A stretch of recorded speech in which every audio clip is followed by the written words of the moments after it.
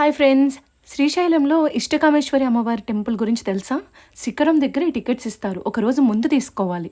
ఇలా జీపుల్లో తీసుకెళ్తారు. 15 కిలోమీటర్ల అడవి లోపలికి వెళ్ళాలి. అడవిలో జంతువులు తాగడానికి వాటర్ని కూడా ఇలా అరేంజ్ చేశారన్నమాట. కాకపోతే చెట్లన్నీ ఎండిపోయాయండి. సమ్మర్ కదా, అదే మనం వింటర్లో కానీ రైనీ సీజన్లో వెళ్తే అద్దరిపోతుంది.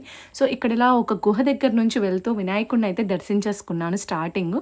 ఇక్కడ అమ్మవారికి నుదుటిన బొట్టు పెట్టి ఏం కోరుకున్నా జరుగుతాయని అందరి నమ్మకం. అలాగే అమ్మవారి నుదురు మనిషి నుదురులా తగులుతుందన్నమాట.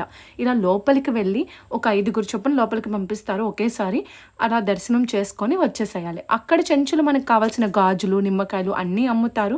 అలాగే వచ్చిన భక్తులందరికీ కూడా భోజనం అరేంజ్ రోజుకి 120 టికెట్స్ ఇస్తారు. సో అక్కడున్న చెంచులు సోలార్ పైన పవర్ని సప్లై చేసుకుంటున్నారు అనమాట. ఒక 50-60 ఇల్లుల వరకు ఉంటాయి. అక్కడ ఒక కాలువ కూడా ఉంది. జంతువులు కూడా అక్కడికి వాటర్ తాగడానికి వస్తాయి. అందుకే ఎక్కువగా 12 దాటితే ఎవరిని ఉండనివ్వరు. అడవి అయితే చాలా చాలా అందంగా ఉంది. Please subscribe.